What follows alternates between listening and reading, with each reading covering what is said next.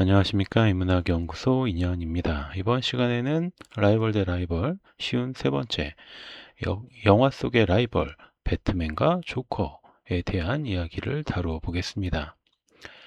쉬운 세 번째 주제는 강박장애 히어로와 망상장애 빌런 배트맨 대 조커가 되겠습니다.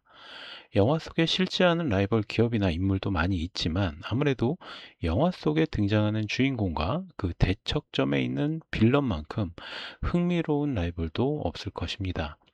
현실 속의 라이벌과 함께 영화나 소설에 등장하는 라이벌들도 이야기를 해보고 싶어서 라이벌 대 라이벌의 영화 속 라이벌을 다루어 보기로 합니다. 오늘 그 첫 번째 주인공으로 DC 히어로의 대표라고 할 수 있는 배트맨과 배트맨 시리즈에 등장하는 수많은 빌런 중에서도 가장 인상적인 빌런, 조커에 대해서 이야기를 해볼까 합니다. 만화와 드라마, 영화 등 워낙 시리즈가 방대하고 그에 따라서 약간씩이나마 설정의 차이가 있다 보니까 오늘 이야기에서의 배트맨은 다크나이트, 조커는 조커를 기준점으로 삼아서 이야기를 해보려고 합니다.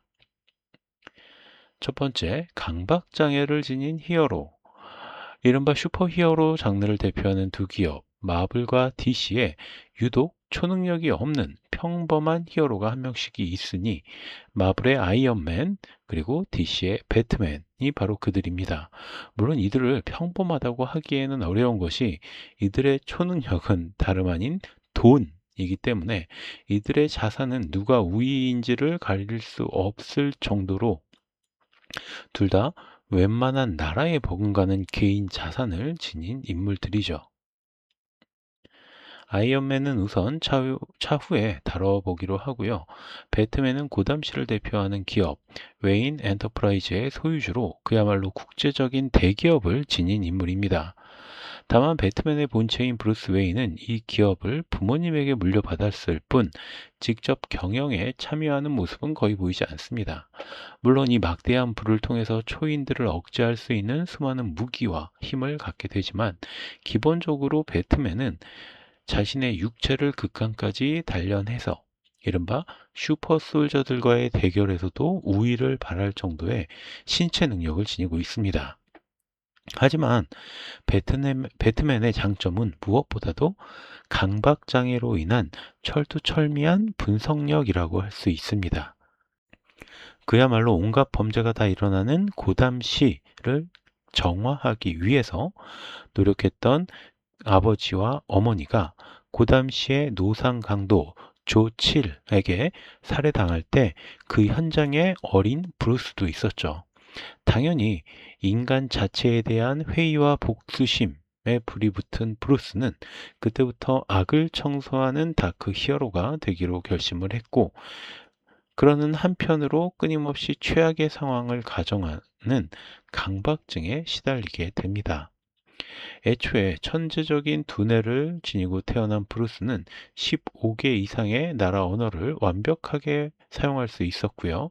세계 최강자 중 하나인 라스 알 굴의 지도 아래 세계에 존재하는 거의 모든 무술을 마스터하게 됩니다. 또한 자신의 강박증으로 인해 거의 모든 변수에 관한 대책을 미리 세워놓고 전략을 짜기 때문에 다른 히어로들이 예상치 못한 변수에 당황하더라도 그는 그럴 줄 알고 준비했지를 시전하는 능력을 보여줍니다.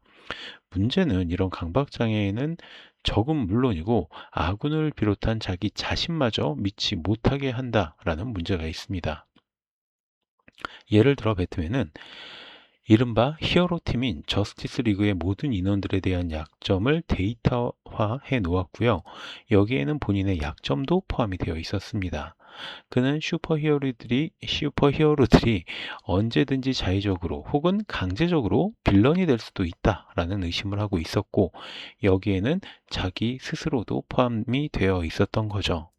앞서도 잠시 서술했던 것처럼 그의 이런 강박 장애는 고담시를 위해서 헌신했던 부모님이 자신이 보는 앞에서 고담시의 노상 강도에게 살해를 당했기 때문인 것으로 추측이 됩니다. 그는 악당들에게 공포를 심어주기 위한 코드를 생각하다가 창가로 날아온 박쥐를 보고 박쥐 컨셉트의 히어로를 창조하게 되죠. 이런 컨셉트가 어, 이런 공포 컨셉트 때문인지 원래 성격이 그렇기 때문인지 배트맨은 굉장히 무뚝뚝하며 독선적인 모습으로 그려지게 됩니다. 이런 배트맨의 독선적이고 강박적인 모습은 다크나이트에서는 결국 빌런이 되어버린 하비 덴트를 영웅으로 남기기 위해서 스스로 하비가 저지를 죄, 하비가 저지른 죄를 뒤집어 쓰고 본인은 어둠의 기사로 남게 된다라는 것으로 드러나죠. 또한 배트맨 대 슈퍼맨 저스티스의 시작에서는 조커 장군을 막기 위해 싸웠던 슈퍼맨을 위험 인물로 판단하고 제압하려는 모습으로 드러납니다. 즉 배트맨은 천재적인 두뇌와 극한까지 수련한 육체 그리고 세계 자의를 다투는 부를 지닌 인물이지만 모든 상황을 자신이 통제해야만 하는 일종의 강박증과 더불어 독선적인 모습까지 지닌 불안정한 히어로라고 할 수 있죠. 두 번째, 코미디언이 되고 싶었던 망상장애 환자. 홀어머니와 함께 가난한 삶을 살아가지만 다른 사람들에게 웃음을 주는 코미디언이 되고 싶었던 남자 아서 플렉. 고담 씨의 하류 인생을 사는 아서는 기분과 상관없이 웃음이 터지면 참지 못하는 병마저 지니고 있었습니다. 무엇보다 심각한 문제는 누구도 그를 이해하려고 하지 않았다라는 점이죠. 홀어머니 페니 플렉은 아들 아서를 해피라는 애칭으로 부르지만 사실 망상장애와 자기애성 성격 장애를 지닌 인물로 아들의 꿈이나 일상에 관심이 없을 뿐만 아니라 아서가 어린 시절 자신의 남자친구가 아서를 학대하는 것도 방치했던 인물입니다. 아서의 롤 모델이라고 할 수 있는 머레이 프랭클린은 뛰어난 코미디언으로 단독 쇼를 진행하지만 아서를 비웃기만 할 뿐이었고 아서의 상담사 데브라 케이는 아서를 그저 사무적으로 대하다가 시의 지원이 끊겨 상담소가 문을 닫게 되자 아서에게 아무도 당신 같은 인간의 사정 따위는 신경 안 써요 라는 막말을 하기도 하죠. 아서가 사랑에 빠진 옆집 여자 소피 두몬드 역시 아서의 망상 속에서는 다정한 연인이었지만 현실에서는 아서와 엘리베이터에서 한 번 마주친 것이 전부인 완벽한 남이었습니다. 그리고 아서가 일하던 직장 동료 랜들은 아서에게 죽을 정도의 상황이 되면 사용하라면서 리볼버 한 자루를 건네주었지만 병원에서 어린 환자들을 대상으로 공연을 하던 아서가 실수로 총을 떨어뜨리는 바람에 회사에서 잘리게 되자 자신이 아서에게 총을 주었다는 사실을 부인합니다. 마지막으로 자신의 친아버지가 토머스 웨인이라는 어머니의 말을 믿고 있었던 그는 그 사실마저 어머니 페니의 망상이었다는 사실에 좌절하게 됩니다. 그리고 어떻게든 현실을 살아가라고 했던 아서는 그렇게 무너지고야 말죠. 지하철에서 자신을 폭행하던 남성들에게 우발적으로 총을 쏘았던 이후 자의적인 살인을 시작한 겁니다. 우선 어머니 페니를 베개로 질식사시킨 이후 자신을 배신한 랜드를 총으로 쏘아 살해하고 그러면서도 함께 있던 다른 동료 난쟁이 게리는 곱게 돌려보내줍니다. 그리고 머레이 프랭클린 쇼에 출연한 아서는 방송에서 자신이 지하철에서 세 남성을 총으로 살해했다라는 사실을 밝히고는 머레이마저 총으로 쏘아 죽입니다. 고담 씨는 광대 복장을 한 남자가 금융권의 세 남성을 살해한 것이 자본주의에 대한 반기를 든 영웅적인 행동이라는 이상한 논리의 시위대가 쏟아져 나왔고요. 그 시위대 때문에 골목길로 몸을 피한 토머스 웨인 부부가 노상강도에게 살해를 당하게 되는 겁니다. 그리고 그 자리에 어린 브루스 웨인이 홀로 남겨졌죠. 이후 시위대에게 찬양받던 아서는 조커가 되어서 사람들에게 행복과 웃음을 선사하는 진짜 코미디언이 된 자신의 모습에 만족하게 됩니다.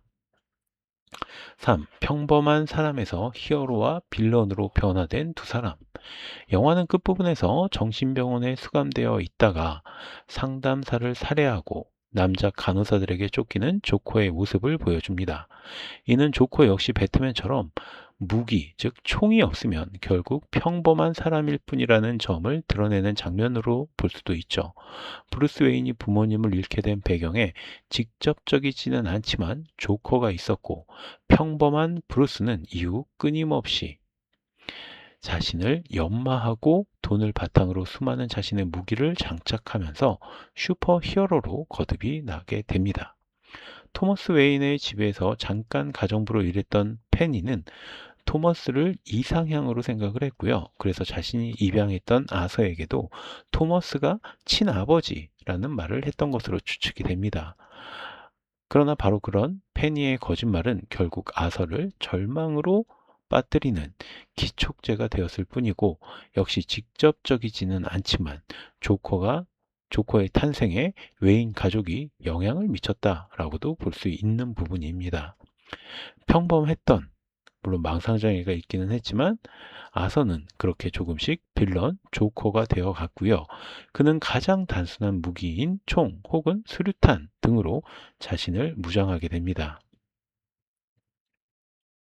사실 전체의 흐름은 아서와 토머스는 부자관계는 아니라는 것이지만, 감독이 명쾌하게 단언한 부분이 또 아니기도 해서 애매한 장면들도 있기는 합니다. 따라서 배트맨과 조커는 이복 형제 관계가 될 수도 있다 라는 가능성이 있는 거예요. 그냥 가능성. 그리고 이 경우 굉장히 희한한 대립구도가 생성이 되는데, 둘 다 정신적으로 문제가 있는 평범한 두 이복 형제가 부유한 집안에서 태어나서는 악을 응징하는 히어로가 되고, 가난한 집에 태어나서는 악당인 빌런이 된다라는 것이 되는 거죠.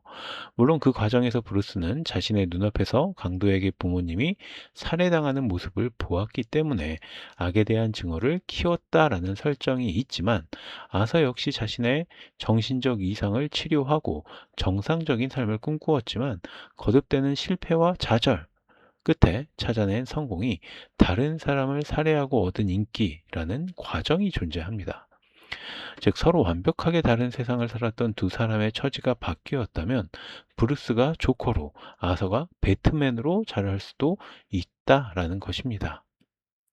아무튼 이 경우 브루스의 타고난 천재성으로 인해 조커는 아마 더 무서운 빌런이 되었을 거고, 딱히 천재성은 지니지 못했던 아서는 조금은 허약한 배트맨이 되어 있을지도 모르겠습니다. 사실 그동안의 성격만을 놓고 생각한다면 필자 개인적인 생각으로는 아서는 부모님이 살해당했다고 해서 복수심을 불태우면서 다크 히어로가 되겠다는 의지를 보이지는 않았을 것 같기는 합니다. 영화 조커 전반적으로도 아서는 굉장히 평범하게 살려는 의지가 강력한 인물로 묘사가 됩니다. 다만 끊임없이 맛보는 좌절 속에서 우연히 성공한 것이 바로 살인으로 인한 인기였기 때문에 빌런으로 그렇게 변화가 되어 갔던 것뿐이죠. 그에 비해서 브루스는 사실 어린 시절 고담시를 정화시키려고 노력했던 부모님이 눈앞에서 살해당하자 트라우마에 시달리다가 자신만의 방식으로 고담시를 정화시키기 위해 배트맨을 선택한 겁니다.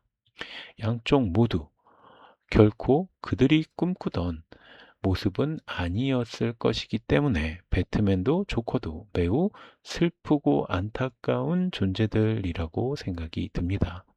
수많은 최첨단 무기를 장착하고 폭력적인 방법으로 고담시를 청소하면서도 살인만은 하지 않는 히어로 배트맨.